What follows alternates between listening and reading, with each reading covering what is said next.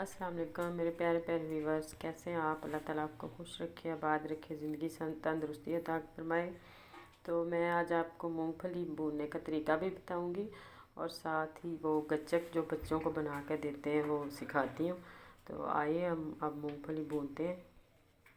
ये देखिए, तो मैंने इसमें नमक डाल लिया था और नमक थोड़ा सा गर्म कर लें और गर्म करके फिर इसको अंदर डालें, ताकि अगर आप ज़्यादा नमक गर्म करेंगे तो ये छिलका जल जाएगा और अंदर से कच्ची रहेगी, वो इतने अच्छे तरीके से भूनेगी नहीं।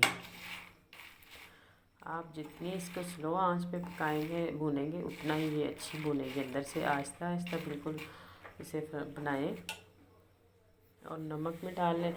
मेरे पास तो नमक था, मैंने नमक में डाल दी।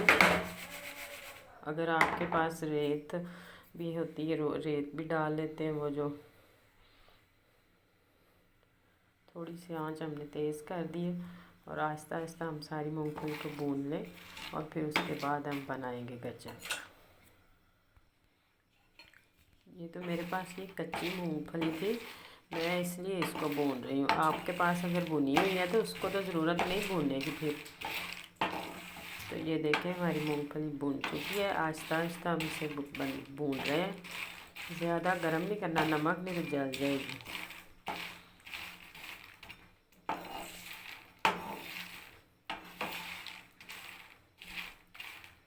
इसी तरीके से हम सारी भून के जी। तो ये है मूंगफली मेरे पास जो वो लैदा है और ये तिल है और वो खोपरा मैंने थोड़ा सा कश किया है और ये चने और ये गुड़ है और वो 1 चम्मच घी का इसमें जाएगा। अब हम गुड़ की चाश बनाते हैं। गुड़ को हमने कढ़ाई में डाल दिया और इसमें थोड़ा सा पानी डालें ताकि ये जल्दी पिघल जाए।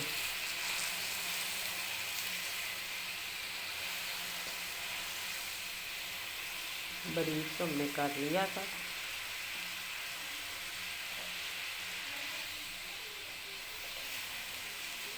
हम थोड़ी देर इसे पकाते हैं जब तक ये बारीक नहीं हो जाता। पक के ये सारा पिघल जाएगा। बच्चों को आजकल सर्दी में इस तरह की डिशेज अच्छी लगती हैं और बच्चे भी खुश हो जाते हैं इस तरह की चीज़ों से।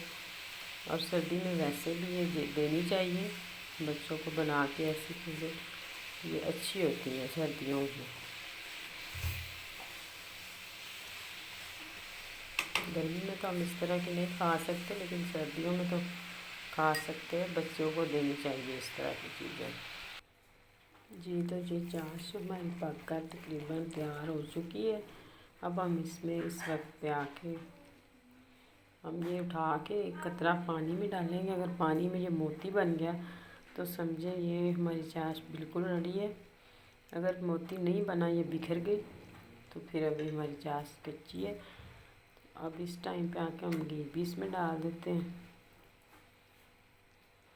घी घी की बहुत प्यारी खुशबू आती है और बहुत ही मज़े का लगता है। ये देसी घी इसमें मैंने डाला है।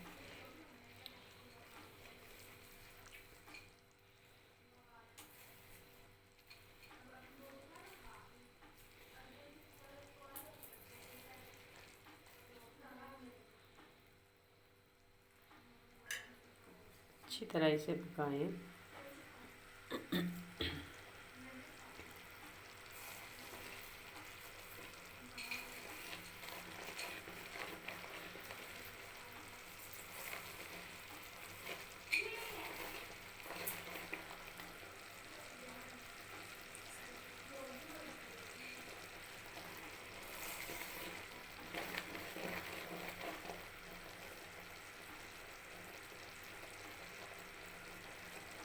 ये देखिए, मोती बनना स्टार्ट हो गया है। अब इसे उठा के यहाँ से तो पानी में डालते हैं। अगर पानी में इसका मोती बन गया तो फिर हमारी चाश बिल्कुल पक चुकी है।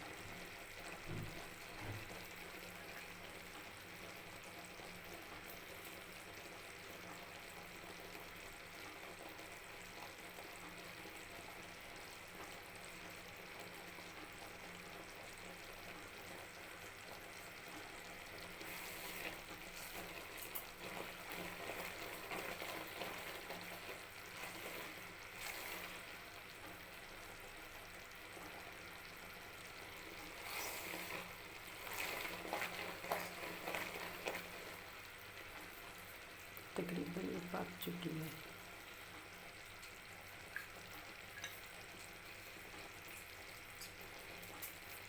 जी, तो पानी में बिल्कुल हमारा मोती बन गया। और किसी बर्तन में आप ये ऑयल या घी वगैरह लगा के तो रख लें, ताकि ये जिसके साथ जिस बर्तन में आपने डालना है ना, वो चिपके नहीं बर्तन में।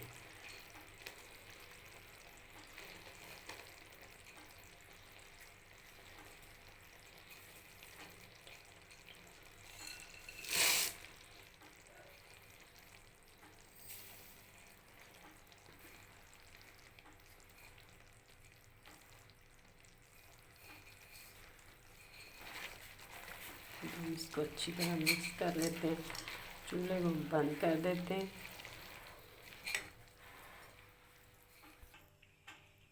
जी, तो अब ये डिश में मैंने डाल दी और पीस कर दिए इसके। जब ये खुश्क हो जाएगा तो फिर आप निकाल लीजिएगा।